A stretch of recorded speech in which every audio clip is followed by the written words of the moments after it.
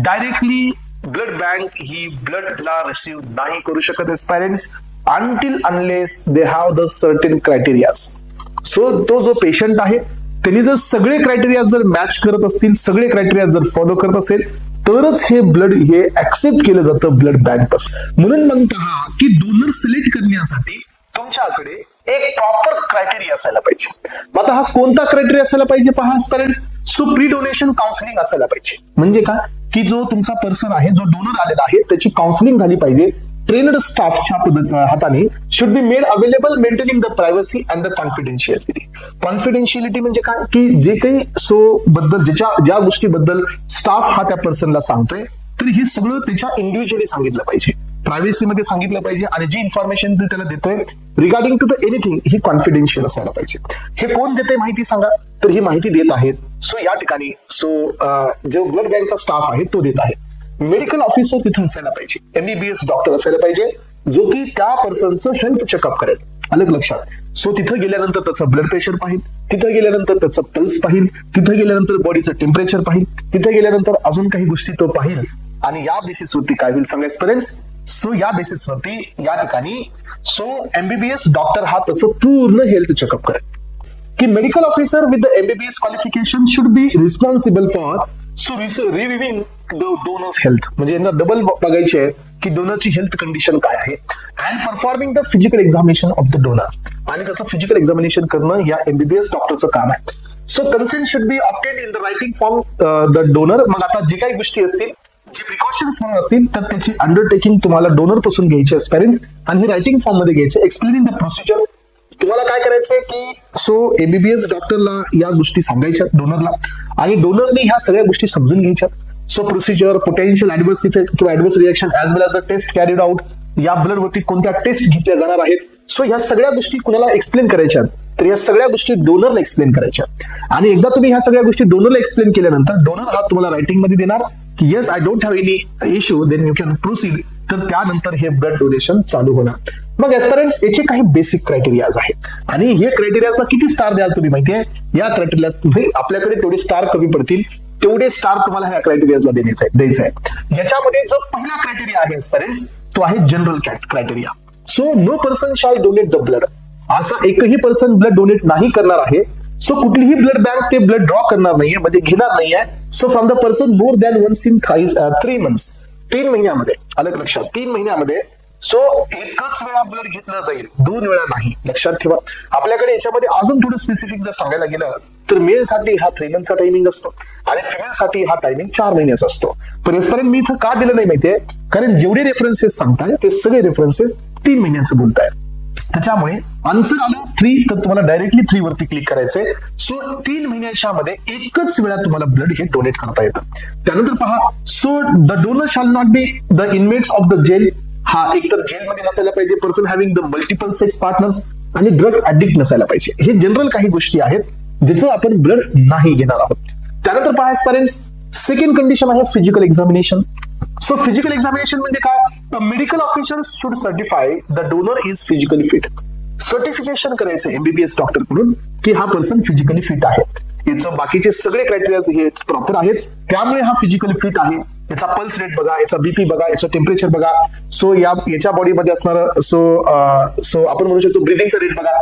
हे सगळं पहा. याची स्किन चेक करा, याच्या बॉडीचे काही रेस्पिरेटरी डिसीज आहेत का पहा. हे सगळं चेक करा. आणि त्यानंतर जर समजा हा जो डॉक्टर सांगत असेल की हा फिजिकली फिट आहे, then this person is liable for the donation.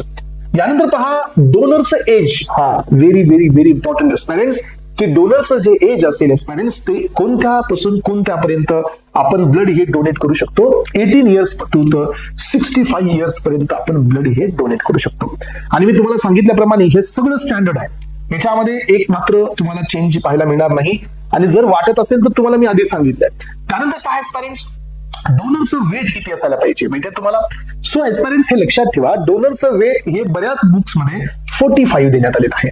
आणि मी तुम्हाला या ठिकाणी 45 हे मिनिमम वेट देण्यात आलेलं आहे. पण मी इथं एक चेंज घेतलाय. काय चेंज घेतलाय एस्पिरंट्स? हे पण बुक ऑफ स्टँडर्ड नुसार आहे की त्याचं जे वेट आहे ते 45 to 55 kg. 45 to 55 kg. जर तुमचं वेट हे 45 to 55 kg असेल तर एस्पिरंट तो 350 ml ब्लड हा डोनेट करू शकतो.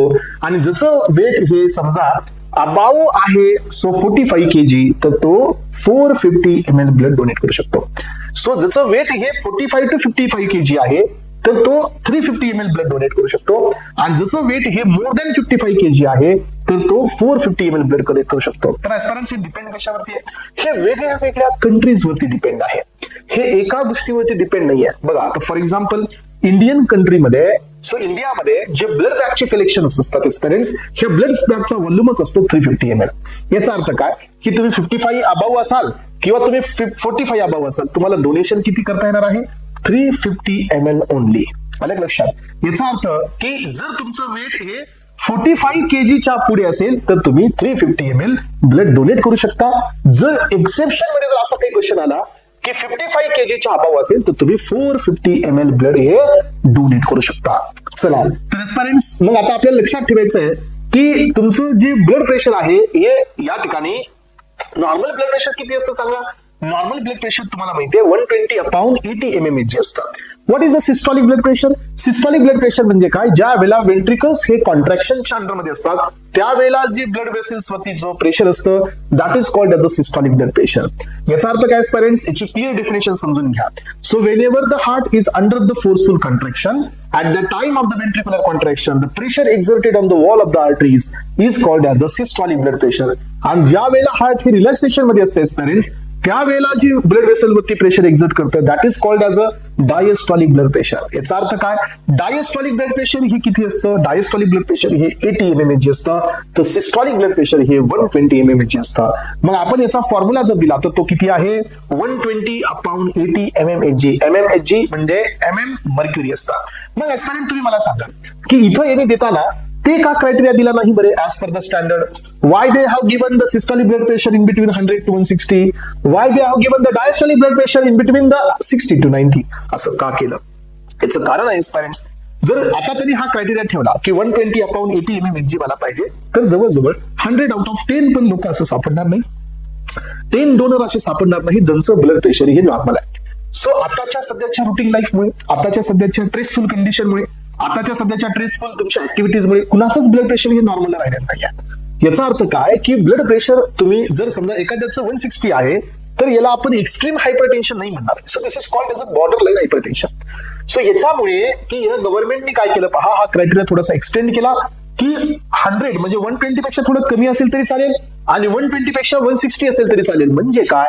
सिस्टॉलिक ब्लड प्रेशर हे 100 to 160 असेल तरी चालेल आणि डायस्टॉलिक ब्लड प्रेशर हे 60 to 90 असेल तरी चालेल. ज्याचं ब्लड प्रेशर हे 60 to 90 डायस्टॉलिक आणि 100 to 160 सिस्टॉलिक असेल तर तो पर्सन हे ब्लड डोनेट करू शकतो. Are you getting my point? समजते सगळ्यांना आपण काय शिकतोय? Yes, how it is important to us. So it is very important to us. So हे फक्त ब्लड नाही आहे, हे डीआय साठीची ब्लड लाईन आहे डायरेक्ट. याच्यातून 2 क्वेश्चन तुम्हाला इझिली मिळणार आहेत. इझिली म्हणतोय मी. चला मग ऍस्पिरंट्स यानंतरचं पहा बॉडी टेम्परेचर किती असायला पाहिजे? तर बॉडी टेम्परेचर आपल्याला सर्वांना माहिती आहे की 37 डिग्री सेल्सिअस हा आपलं बॉडी टेम्परेचर आहे. तर यांनी 37.5 डिग्री सेल्सिअस देण्यात आलेला आहे आणि डिग्री फॅराडे मध्ये 99.5 डिग्री फॅराडे आहे. सो ऍस्पिरंट्स हे बॉडीचं टेम्परेचर असायला पाहिजे तर आपल्याला ब्लड हे देता येतं. यानंतर पहा आपल्या बॉडीमध्ये पल्स किती असायला पाहिजे?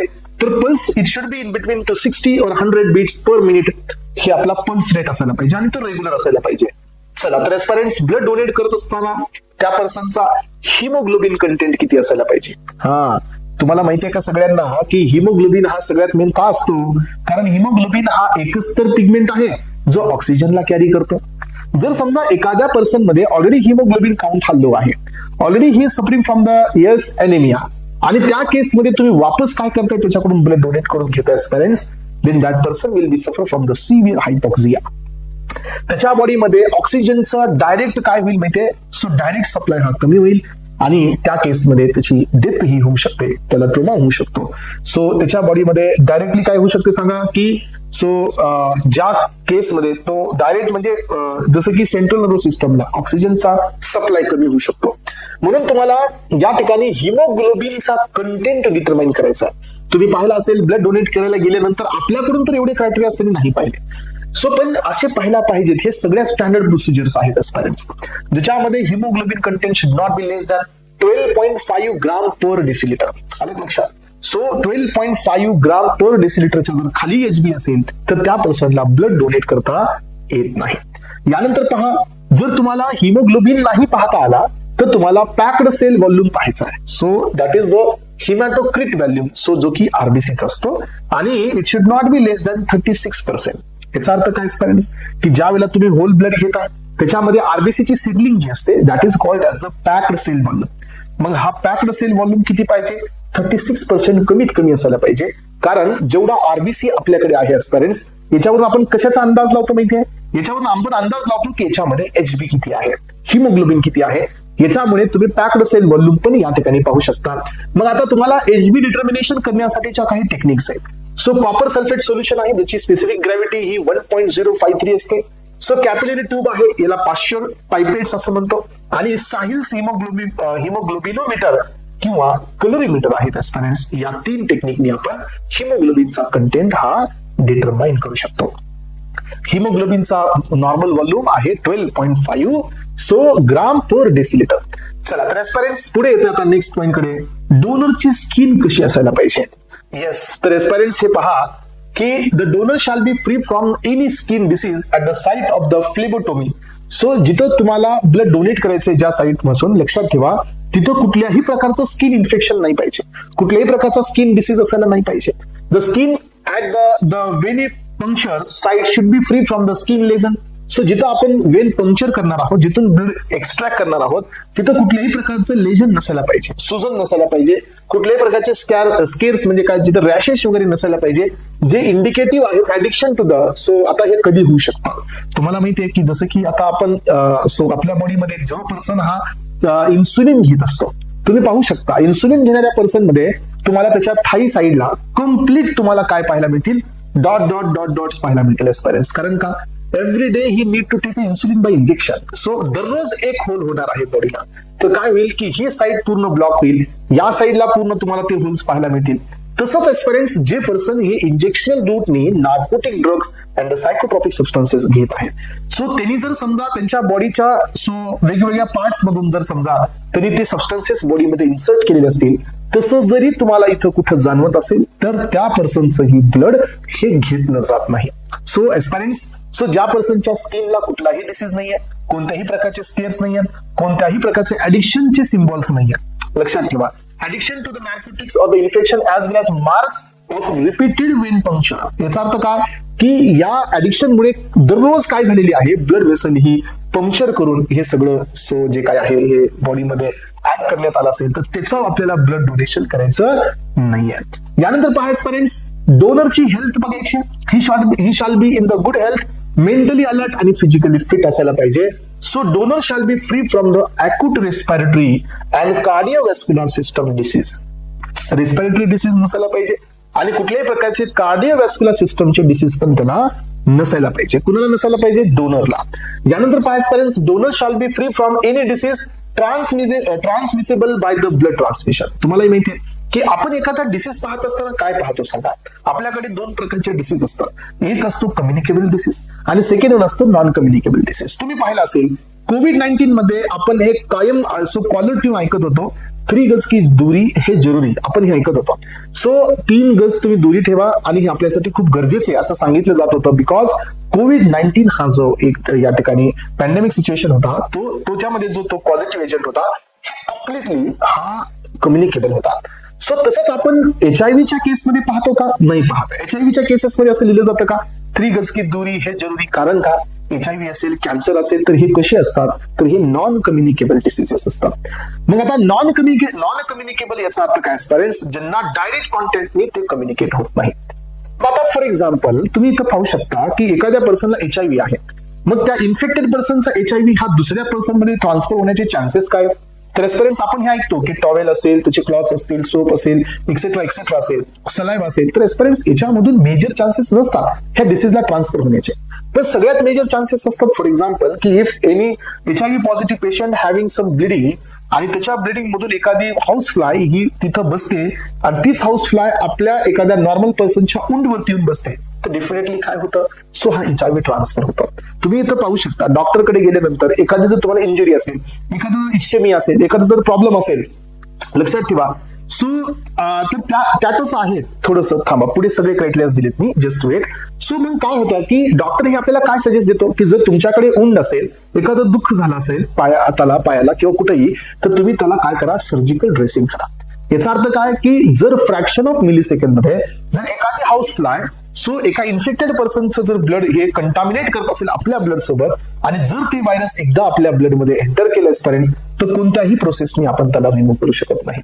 मग जर एखाद्या डोनर मध्ये जर अशा प्रकारचे डिसीजेस आपल्याला फाइंड आउट झाले जे की कम्युनिकेबल आहेत, तर त्या केसमध्ये त्या पर्सनचं ब्लड हे आपल्याला एक्सेप्ट करायचं नाही. ब्लड बँक हे ब्लड घेणार नाहीये. या डोनरला इथं काय केलं जाईल, रिजेक्ट केलं जाईल पेरेंट्स. यानंतर पहा डोनेशनचा इंटरव्हल काय.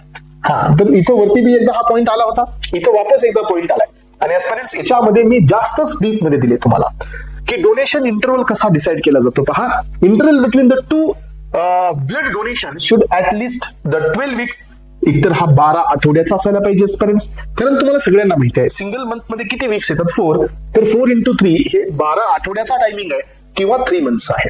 मी तुम्हाला सांगितलं जर खूप जास्त स्पेसिफिक विचारण्यात आलं फिमेलसाठी तर तिथं 4 महिन्याचा बी असतो. पण तुम्हाला मी सांगितलंय कंपल्सरी जर ऑप्शन मध्ये 3 आहे तर 3 तुम्हाला सिलेक्ट करायचं आहे, ऑप्शन मध्ये 3 नाहीये तर तुम्ही 4 कडे जा. If the person has recently donated plasma. पण आता याच्यात अजून क्रायटेरियाज आहेत बघा, याच्यात पण अजून डिटेलमध्ये क्रायटेरियाज आहेत. जर एखाद्या पर्सननी काय केलंय, प्लाझ्मा फेरेसिस केलेला आहे. प्लाझ्मा फेरेसिसचा अर्थ काय असतं पेरेंट्स, एक अशी मशिनरी आहे. तुम्ही कधी प्लाझ्मा डोनेट करताना ऐकले, आतापर्यंत आपण ब्लड डोनेट करताना ऐकले, प्लाझ्मा कुणी डोनेट केलंय, तुमच्या मनामध्ये हे असेल की सर प्लेटलेट, प्लाझ्मा, WBC हे डोनेट करून सेपरेट केले जातात. येस, ती पण एक पॉसिबिलिटी आहे. पण नाउ डेज ऍडव्हान्समेंट झालेली आहे याच्यामध्ये. तुम्हाला जर प्लाझ्मा डोनेट करायचा असतो तर तुम्ही काय करू शकता की तुम्हाला एक मशीन बसवली जाते जिथून तुमचं ब्लड हे विड्रॉ करण्यात येतं आणि ब्लड हे त्या मशीन मध्ये जातो आणि त्या मशीन मध्ये ब्लड गेल्यानंतर तिथून प्लाझ्मा सेपरेट होत आहे पेरेंट्स आणि बाकीचा जेवढा काही कॉम्पोनंट आहे तो रिसायकल होतो आपल्या दुसऱ्या साईडने आपल्या बॉडीमध्ये. याचा अर्थ कळतो तुम्हाला, याला नाव द्यायचं प्लाझ्मा फेरेसिस. प्लाझ्मा फेरेसिस म्हणजे काय की आपण आपल्या बॉडीमधून फक्त प्लाझ्मा देतोय किंवा आपल्या बॉडीमधून आपण फक्त प्लेटलेट्स देतोय. तर 2 ह्या गोष्टी आपण सेपरेटली देत असतो. याचं कारण बी आहे. सो काही जणांना प्लाझ्मा लागतो इम्युनोग्लोबिनच्या प्रोडक्शनसाठी, काही जणांना प्लेटलेट्स लागतात एक्सपेरियन्स ब्लड क्लॉटिंगला कंट्रोल करण्यासाठी. म्हणून आपण आपल्या बॉडीमधून प्लाझ्मा आणि आपल्या बॉडीमधून प्लेटलेट्स हे डायरेक्टली डोनेट करू शकतो. पण डोनेशन कसं असतं की एक साईडला ब्लड ड्रॉ केलं जातं आणि ते मशीन मध्ये पास होतं, तिथून तो प्लेटलेट किंवा प्लाझ्मा हा सेपरेट केला जातो आणि रिमेनिंग ब्लड हे दुसऱ्या साईडने आपल्या बॉडीत वापस रिसर्क्युलेट केलं जातं. आणि this process is called as a plasmapheresis. किंवा जर प्लेटलेट देत असेल तर याला वेगळं नेम आहे. So that is what. जर आपण WBC देत असेल स्टुडंट्स, सो ते आहे तुमचं सायटोफेरेसिस आणि प्लेटलेट साठी पण एक इथं वर्ड देण्यात आलेला आहे. सो जिथं तुम्ही प्लेटलेट किंवा प्लेटलेट फेरेसिस म्हणू शकतो, जिथं प्लेटलेट हे डोनेट करून बाकीचं सगळं ब्लड हे आपल्या बॉडीमध्ये रिटर्न वापस येतात. मग आता इथं एक क्रायटेरिया तर तुम्हाला लक्षात आला की नॉर्मल असेल तर 12 आठवड्यानंतर तुम्ही ब्लड डोनेट करू शकता किंवा 3 महिन्यानंतर देऊ शकता. जर एखाद्या पर्सनने रिसेंटली प्लाझ्मा डोनेट केलाय, if any person has donated plasma recently or specific blood component दिलेत like platelets or the white blood cells, WBC दिलेत किंवा प्लेटलेट दिलेत और व्हाईट ब्लड सेल्स दिलेत, they must wait up to 40 hours. Yes. So त्यांना wait करायचे at least 48 hours before they are allowed to donate the whole blood. मग आता एखाद्याने plasma दिलाय तर त्यांनी लगेच दुसरं ब्लड नाही देऊ शकत. त्याला किती वेळ वाट पाहावी लागेल? त्याला वाट पाहावी लागेल 48 तास. आलं लक्षात? So or an event when the red blood cell are not returned at the end of the pheresis. म्हणजे काय? समजा असं झालं पेरेंट्स की इथून तुम्ही आता आपण इथं काय कॉन्सेप्ट पाहिले, आपण RBC असा डोनेट केलं का नाही.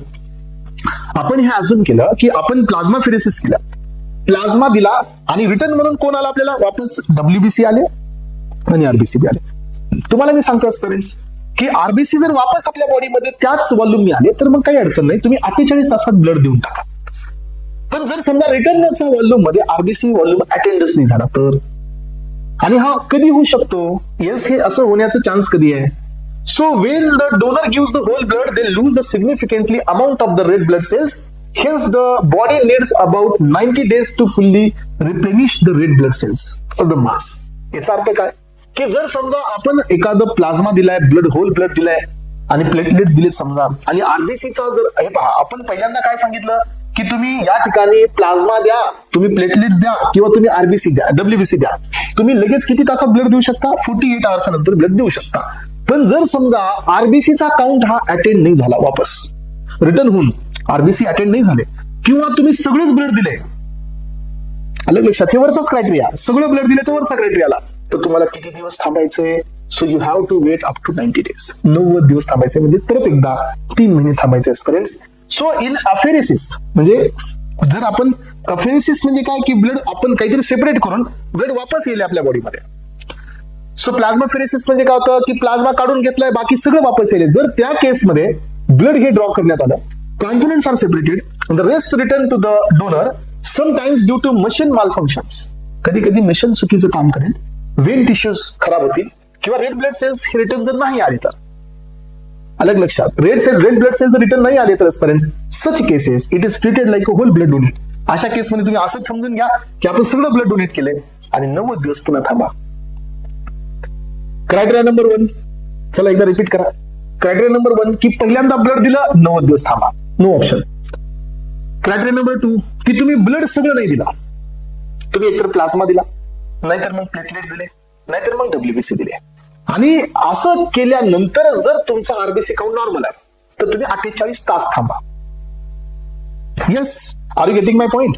समजते का सगळ्यांना? हा, 48 आवर्स थांबा. आणि जर समजा तुम्ही प्लाझ्मा दिला, तुम्ही RBC दिले किंवा तुम्ही WBC दिले, आणि जर रिटर्न येणारा RBC जर प्रॉपर वॉल्यूम मध्ये नाही आला, कशामुळे? त्या मशीनच्या मालफंक्शनमुळे किंवा अजून काही दुसऱ्या कारणामुळे, तर तुम्ही किती दिवस थांबा? 90 days थांबा. तुम्ही सगळं ब्लड दिला तर 90 दिवस थांबणंच आहे. पण तुम्ही नुसता प्लाझ्मा दिला, तुम्ही नुसता समजा WBC दिला किंवा नुसतं प्लेटलेट दिले, आणि हे दिल्यानंतर जे वापस ब्लड येते त्याच्यात जर RBC नॉर्मल आहे तर तुम्ही 48 तास थांबा फक्त. सो आता आपण इथं काय पाहतोय की जर ब्लड तुम्ही एकदाच दिलं सगळं तर 90 दिवस थांबा. जर तुम्ही ब्लड दिलं नाही, फक्त प्लेटलेट्स आणि RBC WBC किंवा तुम्ही जर प्लाझ्मा दिला असेल आणि जर RBC काउंट नॉर्मल आहे तर तुम्ही 48 तास थांबा. जर तुम्ही सगळं ब्लड दिलं असेल इथं डबल एकदा तर 90 दिवस थांबताय. आणि जर हे वापस रिटर्न RBCचा काउंट जर प्रॉपर मेंटेन झाला नाही तर तुम्ही स्वतःला ट्रीट करा की सगळंच ब्लड दिल्यासारखं, आणि पुन्हा वापस किती दिवस थांबायचे? 90 दिवस थांबायचे. हे ब्लड डोनेशनचे इंटरव्हल्स आहेत. अलग लक्षात पेरेंट्स, ब्लड डोनेशनचे हे इंटरव्हल्स आहेत जे तुमच्या समोर या ठिकाणी सांगितलेले आहेत. मग आता पेरेंट्स अजून पुन्हा काही क्रायटेरियाज आहेत. मग आता क्रायटेरियाज इथे संपणार नाही आहेत. क्रायटेरियाज आपल्याकडे एका पाठोपाठ एक आहे. किती क्रायटेरिया आहेत? खूप सारे आहेत. मग आता प्रेग्नन्सी मध्ये काय क्रायटेरिया? प्रेग्नेंट वुमनची ब्लड आपण घेऊ शकतो का? तर ऍब्सोल्युटली नॉट, आपण नाही घेऊ शकत. प्रेग्नन्सी मध्ये ब्लड डोनेशन पॉसिबल नाही आहे. लॅक्टेटिंग फेज म्हणजे काय? ब्रेस्ट फीडिंग फेज असते. आफ्टर द प्रेग्नन्सी आपल्याकडे कोणता पिरियड असतो माहितीये? After the pregnancy we have the lactation period. Lactation period म्हणजे काय? जिथं मॅमरी ग्लँड्स हे मिल्क प्रोडक्शन करतात एस्पेरेंट्स, आणि सो हे मिल्क प्रोडक्शन असताना ब्लड डोनेशन पॉसिबल नाही आहे. मग आपण पाहूया की प्रेग्नन्सी मध्ये prospective donor should not be accepted. So तुम्ही डोनर म्हणून एक्सेप्ट करू नका during the period of pregnancy and till the 12 months after the full term of the delivery. So Y they have given the full term म्हणजे काय? यांनी असं expect केले ते पेरेंट्स की प्रेग्नन्सी नंतर, प्रेग्नन्सीचा जो टायमिंग असतो याच्यामध्ये जेस्टेशन पिरियड किती असतो? 3 महिन्याचे 3 पिरियड असतात. जेस्टेशन पिरियड तुम्हाला माहिती आहे, ज्याच्यामध्ये बेबी हा फिटस मध्ये होल्ड केला जातो, that period is called as the gestation period. First trimester, second trimester आणि थर्ड ट्रायमिस्टर असे 3 ट्रायमिस्टर असतात. मग याच्यामध्ये आपण पाहतो की जेस्टेशन पिरियड म्हणजे काय असतो? जिथं सो बेबी होल्ड केला जातो, तर तो पिरियड तर द्यायचाच नाही, ब्लड डोनेशन तिथं तर होणारच नाही. पण आफ्टर द पार्च्युरेशन म्हणजे आफ्टर द डिलिव्हरी, तिथून पुढे 12 months म्हणजे 1 वर्षापर्यंत ब्लड डोनेशन हे पॉसिबल नाहीये. लॅक्टेशन पिरियड कन्सिडर करण्यात आला ह्या 12 months मध्ये. सो तिथपर्यंत तुम्हाला ब्लड डोनेशन पॉसिबल होणार नाहीये. Donor who have abortion, yes, so donor who have aborted so her pregnancy, ज्यांचं प्रेग्नन्सी टर्मिनेशन झाले, मग आता हे इंटेन्शनल असेल किंवा हे नॉन इंटेन्शनल असेल. इंटेन्शनल म्हणजे काय parents? In case of the conditions जे आपण सो प्रेग्नन्सी टर्मिनेशन ऍक्ट मध्ये पाहतो की काही कंडिशन जसं की pregnancy is going to be yes make any injuries to the mothers health, mothers हेल्थला काही हे इंजुरी होत असेल, किंवा जर जन्माला येणारं मूल जे आहे हँडिकॅप होत असेल, किंवा अशा काही 5-7 कंडिशन, रेप केस मधली प्रेग्नन्सी असेल, तर त्यावेळेला आपण प्रेग्नन्सी अबॉर्ट करतो, प्रेग्नन्सी ही टर्मिनेट केली जाते. मग एकतर प्रेग्नन्सी इंटेन्शनली टर्मिनेट होते किंवा प्रेग्नन्सी नॉन इंटेन्शनली, म्हणजे काय की काही so vigorous force of contraction झाला आणि प्रेग्नन्सी टर्मिनेट झाली. तर कोणतीही केस असो, पण अबॉर्शनच्या केसमध्ये तुम्हाला या ठिकाणी सो ब्लड डोनेशन हे पॉसिबल नाहीये. डिफर्ड केलेलं आहे. डिफर्ड म्हणजे काय? इथं थोड्या दिवसासाठी स्टॉप केलेला आहे, थोड्या दिवसासाठी थांबवलेला आहे, डिबार्ड केलेला आहे, म्हणजे थांबवलेला आहे, स्टॉप केलेला आहे till the 6 months after the second and third trimester abortion. हे पहा, सो 6 महिन्यापर्यंत तुम्हाला थांबायचे. सो आफ्टर सेकंड ट्रायमिस्टर आणि थर्ड ट्रायमिस्टर अबॉर्शन. म्हणजे काय, अबॉर्शन कधीपासून झालंय? सो 3 ते 6 आणि 6 ते 9 महिन्यामध्ये. ठीक आहे. जर मेन्स्ट्रुएशन सायकल चालू असेल, तर आता इथं अजून एक महत्वाचा बीट असतो पेरेंट्स, की मेन्स्ट्रुएशन सायकलचा जो डे असतो तो किती असतो सांगा? तर आपल्याकडे मेन्स्ट्रुएशन सायकल जी असते, तर मेन्स्ट्रुएशन सायकल ही असते 28 डेजची.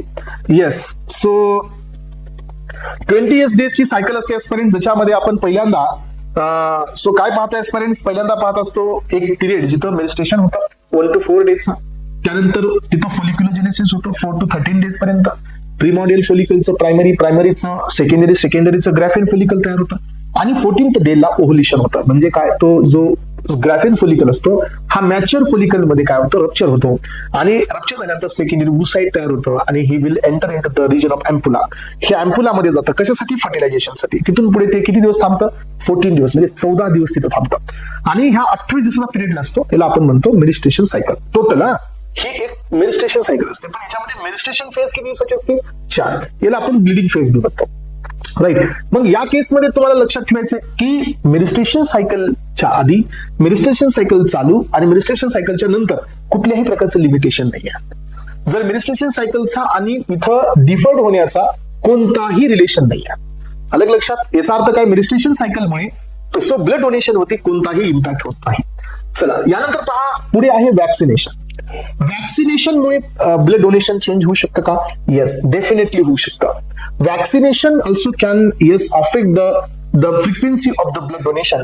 यामध्ये पहा, जर इंडिव्हिज्युअल आहे who has taken the vaccination against the tap, against the TT, किंवा जर ही कोलेरा आहे, कोलेरा याच्याबद्दल घेतले, किंवा हेपेटायटिस ए बद्दलची वॅक्सिन घेतलेली आहे, तर तुम्ही या ठिकाणी should be accepted if the free of symptoms. तर तुम्ही याला लगेच देऊ शकता, काही अडचण नाही. जर अशा पर्सननी ह्या वॅक्सिन घेतल्यात आणि यांच्यामध्ये कुठलं सिम्पटम नाही आहे, अलग लक्षात, फिवर नाही, कफ नाही, किंवा कुठलं पेन नाही, कुठल्याही प्रकारचं सिम्पटम नाहीये वॅक्सिन घेतल्यानंतर यापैकी कोणतीही, तर तुम्ही त्याला इमिडिएटली देऊ शकता. जर एस्पेरेंट्स तुम्ही हेपॅटायटिस बी ची वॅक्सिन घेतलेली आहे, so if you have taken the hepatitis B vaccine, then so तुम्ही ब्लड डोनेशन करू शकता आफ्टर द 7 डेज. 7 दिवसानंतर तुम्हाला ब्लड हे डोनेट करता येतं. यानंतर पहा येलो फीवर. सो यानंतर मेसल्स आणि पोलिओ वॅक्सिन जर तुम्ही घेतलेलं असेल, येलो फीवर, मेसल्स आणि पोलिओ वॅक्सिन जर तुम्ही घेतलेले असेल एस्पायरेंट्स, तर तुम्हाला डिफर्ड केलं जाऊ शकतो अप टू 2 वीक्स. म्हणजे काय, 14 डेज पर्यंत you can not donate the blood. So तुम्ही ब्लड हे डोनेट करू शकत नाही. Then aspirants, if you have taken the vaccination for the rabies, जर तुम्ही अँटी रॅबिजची जर वॅक्सिन घेतलेली असेल, देन अँटी रॅबिजच्या केसमध्ये you need to wait up to 1 year. म्हणजे तुम्हाला 12 महिन्याचा वेट करायचा. आणि यानंतर समजा एस्पेरेंट फक्त रॅबिटचीच नाही, if you have bitten by any animal, जर कुठल्या अॅनिमलचा जर चावा झालेला असेल आपल्या बॉडीवरती, कुठलंही असेल, तर तिथेही तुम्हाला 1 वर्षापर्यंत थांबायचं आहे. सो समजते सगळ्यांना? So you need to wait up to 1 year. यानंतर काय एस्पेरेंट्स, जर तुम्ही हेपॅटायटिस बी इम्युनोग्लोबिन्स घेत असाल, तर इम्युनोग्लोबिन म्हणजे काय एस्पेरेंट्स? सो इथं तुम्ही अँटीबॉडी घेत असाल, तर हेपॅटायटिस बी चे इम्युनोग्लोबिन्स हे कोण असतात? तर ही अँटीबॉडीज असतात. जर तुम्ही हे घेत असाल एस्पेरेंट्स, तर तुम्हाला इथंही किती वर्ष थांबायचंय? कम्प्लीट 1 year हा वेट करायचा आहे एस्पेरेंट्स. सो यानंतर पहा ऍस्पिरिनचं इंजेक्शन. जर तुम्ही ऍस्पिरिनचं टॅबलेट घेतलेली असेल, तर तिथेही तुम्हाला ब्लड डोनेशन देताना प्रॉब्लेम येऊ शकतो. हे पास इंजेक्शन ऑफ ऍस्पिरिन और एनी रिलेटेड मेडिसिन, जर ऍस्पिरिन घेतला किंवा कुठलाही मेडिसिन जो प्लेटलेटचं ऍग्रिगेशन थांबवतो. आपल्याकडे किती ड्रग्स आहेत? असे खूप सारे ड्रग्स आहेत. बायरिडॅमोन आहे आपल्याकडे क्लोपिडोग्रेल आहे. सो आपल्याकडे जवळजवळ सगळ्याच मोनोक्लोनल काही अँटीबॉडीज आहेत, जे की इथं काय करतात, इथं तुमच्या प्लेटलेटचं ऍग्रिगेशन स्टॉप करतात. सो मग अशा केसमध्ये तुम्ही काय करणार? तर अशा केसमध्ये ऍस्पिरिन किंवा ऍस्पिरिन रिलेटेड ड्रग्स, सो ऍस्पिरिनला तुम्ही नॉन स्टेरॉइडल अँटी इन्फ्लॅमेटरी इथं समजू नका, ही ऍक्शन इथं कन्सिडर नाही करायची. ऍस्पिरिन हा एक कॉक्स इनहिबिटर आहे आणि ऍस्पिरिनच्या ह्या कॉक्स इनहिबिशनमुळे थ्रोम्बॉक्सिल A2 फॉर्मेशन इथं इनहिबिट होतं. That will be the major intermediate for the platelet aggregation. तो इथं इनहिबिट होत आहे, म्हणून याने इथं ऍस्पिरिन दिलेलं आहे एस्पिरिन्स. सो ऍस्पिरिन आणि रिलेटेड ड्रग्स जर तुम्ही घेतले असतील, within 3 days prior to donation should be precluded use of the donor as a source of platelet preparation. मग आता जर तुम्ही या ठिकाणी 3 दिवसाआधी जर हे ऍस्पिरिन किंवा रिलेटेड ड्रग्स तुम्ही घेतले असतील, तर या ठिकाणी हा जो तुमचा जो पर्सन आहे, तो तुम्ही सगळ्यात जास्त फेवरेबल ब्लड डोनेशन तर तू करू शकतो, पण जर 3 दिवसामध्ये घेतलेला असेल तर याचा वापर तुम्ही प्लेटलेट्स त्याच्याकडून डोनेट करण्यासाठी जास्त घ्या. कारण त्यांनी प्लेटलेट ऍग्रिगेशन न होऊ देणारा ड्रग घेतला आहे. तर अशा पर्सन मधून तुम्ही प्लेटलेट जर काढाल तर तुमचे प्लेटलेट ऍग्रिगेट न होता सेपरेट मिळतील. सो याचा अर्थ तुम्हाला फंक्शनल प्लेटलेट सगळे मिळतील, कुठल्याही प्लेटलेटचं डॅमेज इथं होणार नाही. यानंतर पहा पेरेंट्स, जर एखादा नॉन इंडियन असेल तर समजा एखाद्याने त्याच्या पूर्ण लाईफ मध्ये तो बाहेरच्या कंट्रीज मध्ये राहून आलेला आहे. Now he has living in the India since 6 months. Then can he donate the blood? No. जर याला ब्लड डोनेशन करायचं असेल पेरेंट्स तर he has to show the residential proof up to 3 years. 3 वर्षानंतर तो ब्लड डोनेट करू शकतो. यानंतर पहा history of the blood transmission.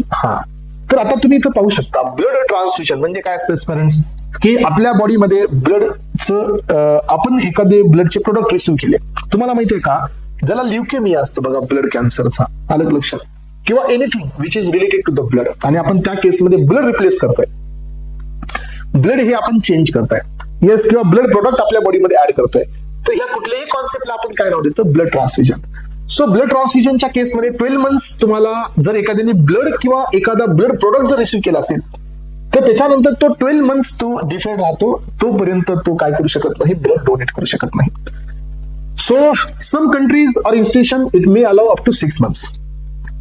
काही देशामध्ये 6 महिने थांबवले जातात. समजा तुमच्या बॉडीमध्ये अँटी हिमोफिलिक 3 नावाचा फॅक्टर नाही आहे. अँटी हिमोफिलिक फॅक्टर 3 म्हणजे कोण असतो, हा आपला अँटी हिमोफिलिक फॅक्टर म्हणजे कोण असतो, हा 8 नंबर फॅक्टर असतो.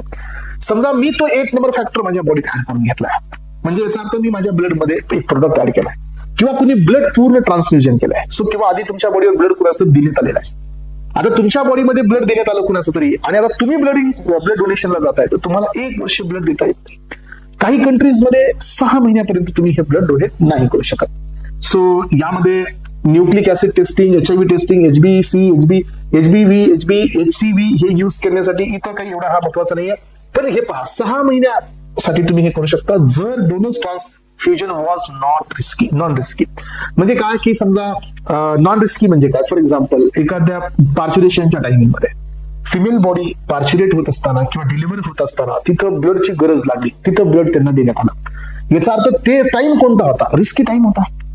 येस, समजा नॉर्मली एखाद्याला ब्लड थोडं कमी आहे म्हणून ब्लड दिलं होतं, तो टायमिंग कोणता होता, नॉन रिस्की होता.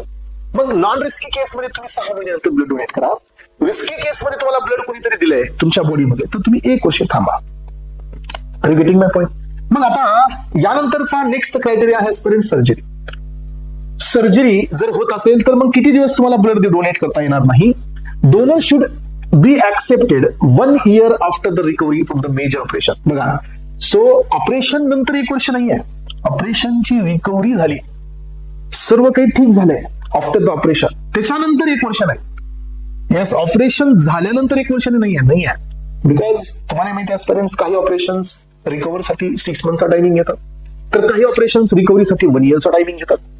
याचा अर्थ काय की ऑपरेशन झाल्यानंतर रिकव्हरी होऊ द्या, आणि आफ्टर रिकव्हरी 1 year ने तुम्हाला ब्लड डोनेट करायचं मेजर ऑपरेशन नंतर. आणि जर समजा पेरेंट्स ऑपरेशन हे मायनर असेल, सो जसं की ऍक्युपंक्चर असेल, डेंटल एक्सट्रॅक्शन असेल, किंवा मायनर एखादं काही स्टिचेस वगैरे असतील, सो लोकल अनेस्थेटिक देऊन जे ऑपरेशन्स केले जातात याला मायनर ऑपरेशन्स म्हणतो आपण. जनरल अनेस्थेटिक्स देऊन जे ऑपरेशन्स केले जातात दॅट आर द मेजर. मग लोकल अनेस्थेटिक देऊन जे ऑपरेशन्स केले जातात त्याच्यासाठी तुम्हाला 6 महिने थांबायचे आफ्टर द रिकव्हरी. आणि लक्षात, after 6 months of the recovery, minor operation झाल्यानंतर 6 महिन्याच्या बाद तुम्हाला हे ब्लड या ठिकाणी देता येतात. सो यानंतर पहा typhoid. So after the 12 months after the recovery. So tattoo असेल, हा तर तुम्ही विचारलं होतं मग कुणीतरी की टॅटू जर तुम्ही बॉडीवरती जर घेतला तर तिथून पुढे 6 months तुम्हाला ब्लड डोनेट करता येत नाही. काही जणांचं म्हणणं असतं की टॅटूज हे आपल्या ब्लडशी रिलेटेड नाही आहेत, सो ब्लड मध्ये याचा काही इम्पॅक्ट होत नाही. ट्रान्सपरन्स ब्लड मध्ये इम्पॅक्ट होत नाही, तर मग हे का देण्यात आलं असतो, इम्पॅक्ट इथं असतो. त्यामुळे आपल्याला या ठिकाणी 6 months पर्यंत थांबायचे. डेंग्यू आणि चिकनगुनिया असेल तर तुम्हाला वापस 6 months पर्यंत थांबायचं असतं. इम्युनायझेशन तुम्ही केलंय, येस, इम्युनायझेशन म्हणजे काय, सो यामध्ये येस डेफिनेटली याच्यासाठी रेग्युलेटरी बॉडी आहे ज्यांनी हे सगळे रूल्स बनवले. सो ब्लड बँक साठी आपल्याकडे गुड मॅन्युफॅक्चरिंग प्रॅक्टिसेस आहेत, स्टँडर्ड ऑपरेटिंग प्रोसिजर्स आहेत, ते सगळं पुढच्या सेक्शन मध्ये आहे. त्याची बॉडी, त्याची कमिटी, त्याचे मेंबर्स सगळं आहे, राईट. सो यानंतर पाहायचं फ्रेंड्स की इम्युनायझेशन जे आहे, तर हे इम्युनायझेशन म्हणजे काय? आपण इम्युन सिस्टमला डेव्हलप करण्यासाठी काय करतो, आपल्या बॉडीमध्ये इम्युन सिस्टम स्टिम्युलेट करण्यासाठी आपण काही वॅक्सिन म्हणू शकतो, काय ते पण एक प्रकारचं इम्युनायझेशन आहे. कॉलराची अँटीबॉडीज तयार करणे, टायफॉइडच्या अँटीबॉडीज तयार करणे, डिप्थेरियाच्या, टिटॅनियसच्या, प्लगच्या, यांच्या अँटीबॉडीज जर आपण रिसिव्ह करत असाल इम्युन सिस्टम्स डेव्हलप करण्यासाठी, तर तुम्हाला त्याच्यानंतर 15 डेजनी हे तुम्हाला ब्लड डोनेट करता येतं. So after 15 days you can donate the blood. The history of hepatitis in family और क्लोज कॉन्टॅक्ट. जर समजा तुमच्या फॅमिलीमध्ये कोणाला हेपॅटायटिस झालाय किंवा तुमच्या पाठीमागच्या ब्लड रिलेशन मध्ये कोणाला हेपॅटायटिस आहे किंवा ज्याला हेपॅटायटिस झालाय त्याच्या तुम्ही क्लोज कॉन्टॅक्ट मध्ये आहात, तर त्या केसमध्ये तुम्हाला 12 months पर्यंत ब्लड डोनेट करता येत नाही. सो हा डिफर्ड पिरियड जो असतो तो किती मंथ्स असतो? Up to 12 months. यानंतर पाहायचं मलेरिया असतो, तर accepted after the 3 months. So history of jaundice up to, jaundice म्हणजे काय असतो? कावीड है ना, येलो पिगमेंट हे ब्लड मध्ये एक्युमुलेट होतं, तर तुम्हाला 1 year पर्यंत ब्लड हे डोनेट करता येत नाही. यानंतर पाहायचं friends contact with HIV, HB, AG plus HCV antibody positive individual. जर तुमचा कुणासोबत HIV पॉझिटिव्ह असेल, हेपॅटायटिस C असेल, HB, AG असेल, यांच्यासोबत जर तुमचा कॉन्टॅक्ट आला या इंडिव्हिज्युअल पर्सन सोबत, राईट, तर त्या केसमध्ये पण तुम्हाला 1 वर्ष थांबावं लागतं. येस. यानंतर पहा history of measles, mumps and chicken pox, तर तुम्हाला 8 आठवडे थांबायचे. हिस्ट्री बरं का, नॉट द कंडिशन. कंडिशनसाठी तर आपण बघितलं वरती. सो हिस्ट्री असेल तर तुम्हाला 8 आठवडे थांबायचे. यानंतर पहा हिस्ट्री ऑफ इन्फ्लुएन्झा आणि urinary tract infection UTI. So तुम्हाला 1 week थांबायचं आफ्टर द ट्रीटमेंट. ट्रीटमेंट दिल्यापासून 1 week तुम्हाला थांबायचे. सो एस्पेरेंट्स आता काही कंडिशन्स अशा आहेत की तुम्हाला ब्लड डोनेट करताच येत नाही. Yes. So we have certain conditions जिथं तुम्हाला ब्लड डोनेशन करता येत नाही. म्हणजे काय? सो डिफर्ड परमनंटली तुम्ही ब्लड डोनेशन करू शकत नाही जर तुम्ही ह्या कंडिशन्स थ्रू जात असाल तर. मग आता पहा फ्रेंड्स की कुठल्याही केसमध्ये की तुम्हाला या ठिकाणी ब्लड डोनेशन करता येत नाही अशी कोणती केस आहे? सो एस्पायरंट्स कॅन्सर मधून सफर करता येतात, आणि हे सगळे कुठे दिलेत माहितीये का? हे सगळे ड्रग अँड कॉस्मेटिक ऍक्ट मध्ये दिलेली आहेत. All of this criteria are given in the drug and cosmetic act. कॅन्सरची केस असेल, हार्ट डिसीज असेल, ऍबनॉर्मल ब्लिडिंग असेल, येस ऍबनॉर्मल म्हणजे काय? क्लॉटिंग टाइम प्रोलॉंगड असेल, तर अनएक्सप्लेन्ड वेट लॉस असेल, याचा अर्थ अचानक त्याचं वेट कमी झालेलं आहे, काही माहिती नाहीये, त्याचं काही रिगार्ड नाहीये का झालं असेल. So diabetes control on the insulin, जर कोणी इन्सुलिन घेतल्यानंतर ब्लड शुगर त्याची कंट्रोलमध्ये राहत असेल, जरा डायबिटीज आहे पण तर इन्सुलिन घेतली की कमी होतो असा कोणी असेल तर, हेपॅटायटिस इन्फेक्शनल असेल तर, क्रोनिक नेफ्रायटिस असेल तर, सो एड्स असेल तर, लिव्हर डिसीज असेल तर, ट्युबरक्युलोसिस असेल तर, अस्थमा असेल तर, इपिलेप्सी असेल तर, लेप्रोसी असेल तर, हे सगळे डिसीज आहेत. शिझोफ्रेनिया असेल तर, एंडोक्राइन डिसऑर्डर असेल तर, एस्पेरेंट्स आणि history being HIV, HBS, AG आणि HCV अँटीबॉडी पॉझिटिव्ह आदी.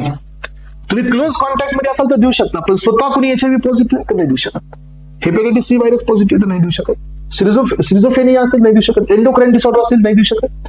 इपिलेप्सी म्हणजे काय? सेंट्रल नर्वस सिस्टम असोसिएटेड काही फिटस वगैरे असतात, सीझर्स, झटके असतं माहिती तुम्हाला, एपिसोड्स असतात. जनरलाइज्ड टोनिक क्लोनिक सीझर, माय क्लोनिक सीझर, असे वेगवेगळे सीझर्स असतात. त्या केसमध्ये लेप्रोसी एक स्किन रिलेटेड प्रॉब्लेम आहे. अस्थमा डिफिकल्टी इन ब्रिदिंग आहे. ट्युबरक्युलोसिस हे TB आहे. सो जिथं या प्लुरल कॅव्हिटीमध्ये वॉटरचं डिपॉझिशन होतं. सो या कुठल्याही केसमध्ये, हेड्समध्ये लिव्हर डिसीज असतील तर तुम्हाला या ठिकाणी ब्लड डोनेट करता येत नाही. परमनंटली डिफर्ड म्हणजे काय? कधीच ब्लड हे तुम्ही देऊ शकत नाहीत. ट्रान्सपरन्स आतापर्यंत हे आपण पाहिले डोनर सिलेक्शन रूल्स. एवढे सगळे रूल्स कंप्लीट झाल्यानंतर तुम्हाला डोनर कोण असतो हे समजतं.